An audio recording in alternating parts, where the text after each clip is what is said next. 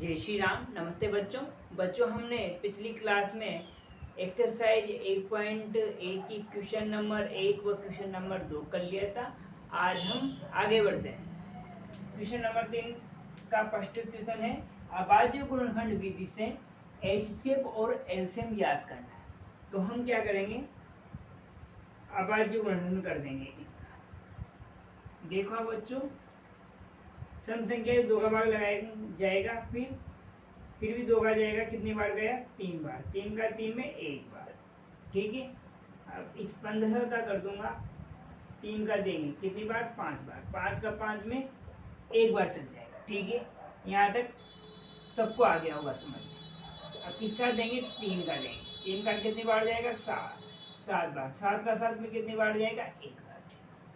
अब highest common factor कैसे निकालते हैं? जो सभी में उपस्थित हो, सभी में कॉमन हो। 3 है इसमें, इसमें 3 है, इसमें 3 है, और कहीं भी अपन को और संख्या कॉमन नहीं आ रही नजर, तो हाईएस्ट कॉमन फैक्टर बच्चों इसका क्या हो गया? 3 हो गया। अब एलसीएम, सभी संख्याओं को सम्मिलित किया जाता है इसमें, तो हम सभी संख्याओं को सम्मिलित कर लेते हैं। 2 भी कर ली, 3 भी कर ली, 5 भी कर ली और 7 भी कर ली। अब इनकी क्या मैक्सिमम पावर देखते हैं। तो मैक्सिमम पावर देखते 1 2 2 बार आ रहा है, तो 2 की पावर 2। 3 कितनी बार? 1 बार। 1 बार 1 बार 1 बार। 5 कितनी बार आ रहा है? 1 बार। 7 कितनी बार आ रहा है? 1 बार। ठीक है, यहाँ तक आ गया समझ में आपको? तो 2 का स्क्वायर 4, 4 को 3 से मल्टीप्लाई कर देंगे, 12 हो गया। 12 को 5 से कर देंगे, 5 12 60। 60 को 7 से कर देंगे, 7 छंग 42।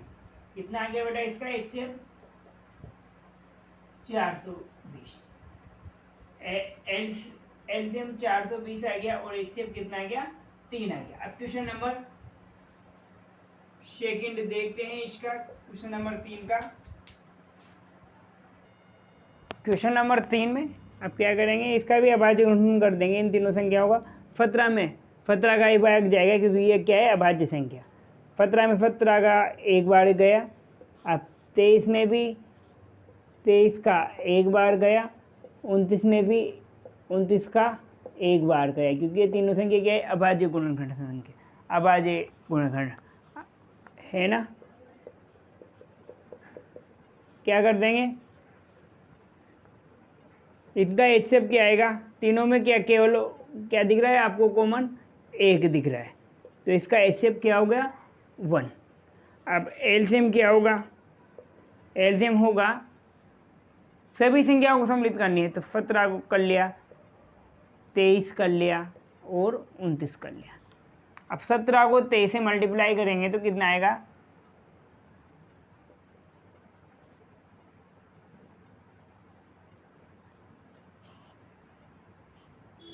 अब इसको भी किससे मल्टीप्लाई कर देते हैं अपन को? 29 से।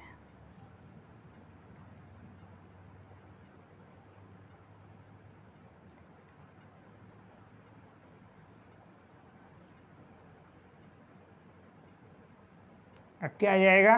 1 2 2 9 9 18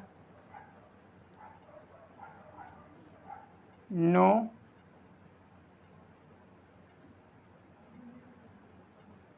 ये कितना आ गया? 1 1 3 3 9। इनका एचसीएफ आ गया। अब क्वेश्चन नंबर 3 देखते हैं अपन।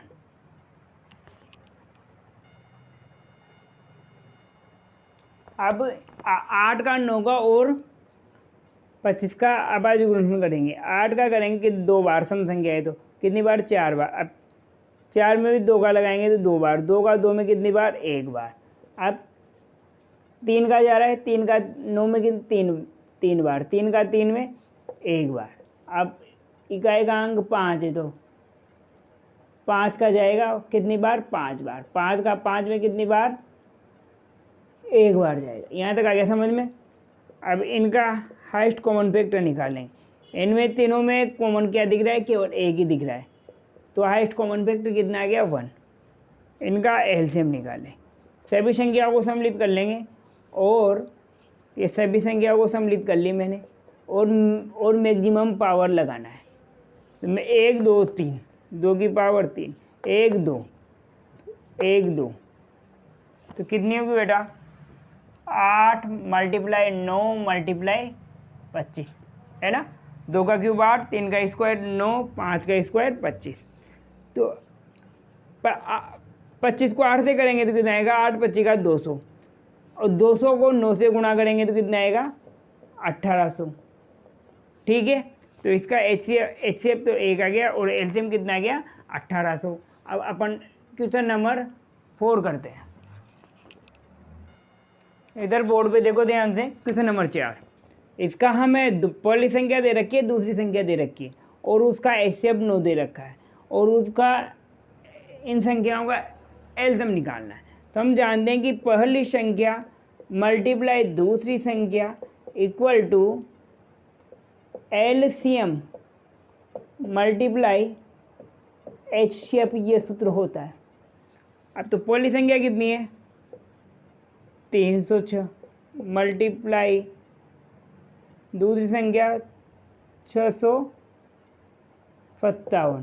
एलसीएम याद करना है और एचसीएफ कितना दे रखा है ये 9 दे रखा है। यहाँ तक समझ में आ गया होगा। अब एलसीएम याद करना है तो ये संख्या को तो एच टी लिख दी मैंने। ठीक है, एलसीएम याद करना है, ये मल्टीप्लाई में है तो ये इधर आने पर किसका हो जाएगा डिवाइड में चल जाएगा ये। ओके, कितनी बार गए 7 नाम 63, 3 नाम 27, 73 बार कट गया। अब 73 को इससे गुणा कर देंगे।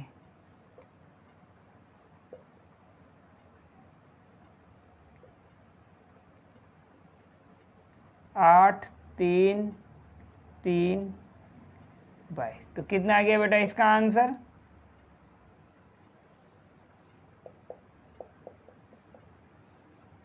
इसका आ गया 223338। इसका क्या आ गया एलसीएम। अब क्वेश्चन नंबर 5, जांच कीजिए कि किसी प्राकृत संख्या n के लिए संख्या 6 की पावर n अंक 0 पर समाप्त हो सकता है। तो हमने उदाहरण नंबर 1 कर रखा है इस टाइप का, है ना।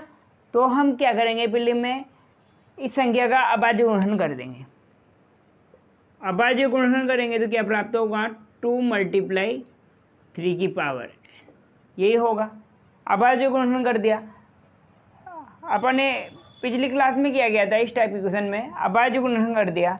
अभाज्य गुणन करने के बाद वह कोई संख्या शून्य पर बच्चों तभी समाप्त होती है जब उसमें अभाज्य गुणनखंड में 2 की पावर m × 5 की पावर n, ये 2 भी आए और 5 भी आए, तभी बेटा ये शून्य पर समाप्त होगी। लेकिन इसमें तो क्या है बेटा 6 की पावर n में तो 2 गुणनखंड कर रहे हैं अपन, इसका अभाज्य गुणनखंड केवल इसमें क्या आ रहा है 2 ही आ रहा है, 3 और 5 नहीं आ रहा।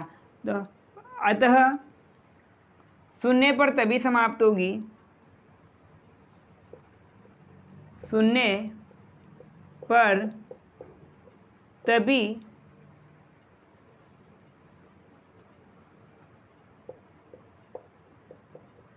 समाप्त होगी जब किसी संख्या का अभाज्य गुणनखंड 2 की पावर m × 5 की पावर n हो। किसी संख्या का हम जब अभाज्य गुणन करेंगे जब 2 की पावर m × 5 की पावर n दोनों हो, तब शून्य पर समाप्त होगी। अतः इसमें 5 नहीं है, अतः यह शून्य पर समाप्त नहीं होगी। आगे समझ में बात, 2 भी हो 5 भी हो, जब भी शून्य पर वह संख्या उस संख्या का शून्य पर समाप्त होगी वह। आगे समझ में बात। अब क्वेश्चन नंबर 6 देखो।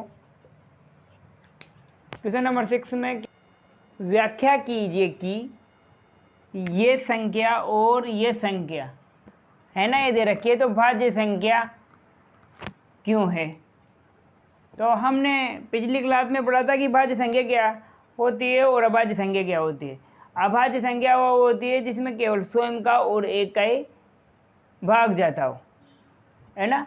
और भाज्य संख्या वो होती है जो स्वयं का भी जाता हो, एक का भी जाता हो और अन्य किसी संख्या का से डिवाइड विभाजित हो। तो देखते हैं अपन इसको देखते हैं पहले। 7 मल्टीप्लाई 11 मल्टीप्लाई,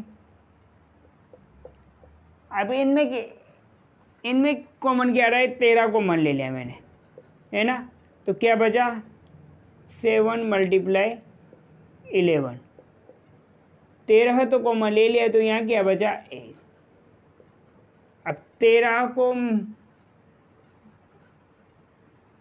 7 को 11 से करेंगे तो 77 प्लस 1, तो 13 मल्टीप्लाई 77 प्लस 1 कितना होता है 78। अब 78 का अभाज्य गुणनखंड किया जा सकता है, तो या तो इसको अभाज्य गुणनखंड लो या फिर डायरेक्ट ऐसे लिख लो, क्योंकि ये संख्या क्या है, इसमें 3 अब ये हो रही है ना, ठीक है। आगे तो आपको समझ में। अब देखो से अभी संख्या को लिख लो। 7 multiply 6 multiply 5 multiply 4 multiply 3 multiply 2 multiply 1 plus, अब इसमें क्या कॉमन ले लेते हैं, दोनों में क्या दिख रहा है आपको 5 कॉमन है, तो 5 लिख लिया इस जगह ऐसा, हाँ है ना।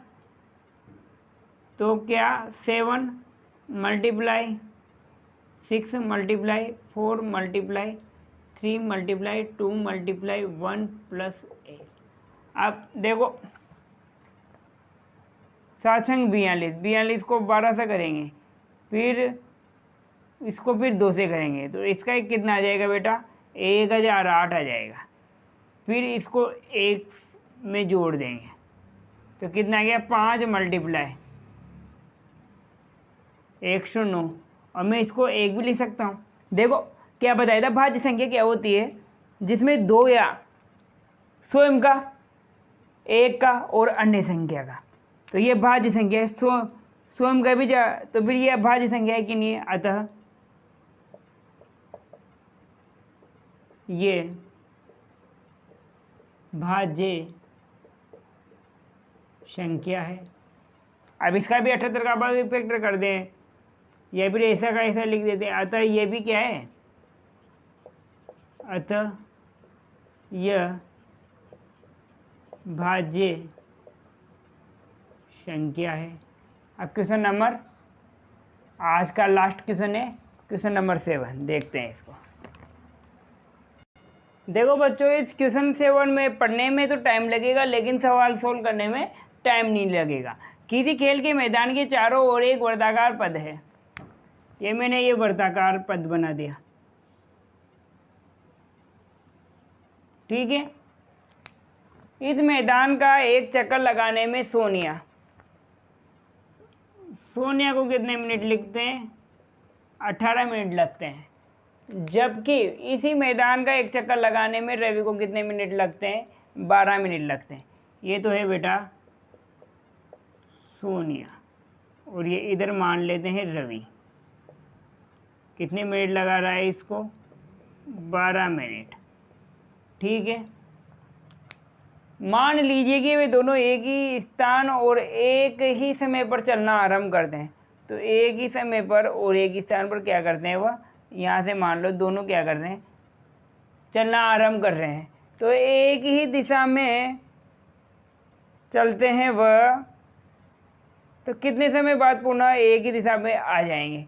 तो इस संख्या क्या करना है, हमें क्या निकालना है, इस सवाल में एलसीएम निकालना है। तो एलसीएम अभाज्य गुणनखंड विधि से निकालता हूँ मैं, है ना। तो इस सोनिया कितना है 18, अब इसका एलसीएम निकालें कितनी बार, 9 बार गए। अब 3 का जाएगा, 3 का 3 में, 9 में कितनी बार, 3 बार, 3 का 3 में 1 बार। अब इस रवि का निकाल लेता हूँ, तो 12, कितनी बार, 6 बार। अब कितनी बार हो जाएगा, 3 का 3 में 1 बार। अब इसका एलसीएम निकाल लेंगे। एलसीएम कैसे निकालते हैं, सभी संख्याओं को सम्मिलित कर लेते हैं। तो 2 है और 3 है, और इनकी मैक्सिमम कितनी बार आवृत्ति हो रही है इसकी, 1 2 2 बार, तो 2 की पावर 2। 3 की कितनी बार हो रही है, 2 बार, तो 2 का स्क्वायर कितना होता है, 4, 3 का स्क्वायर कितना होता है, 9। तो इसका कितना, 36 मिनट बाद ये एक ही स्थान पर पुनः आरंभ के स्थान पर मिल जाएंगे। मान लो यहाँ से चलना आरंभ करते हैं।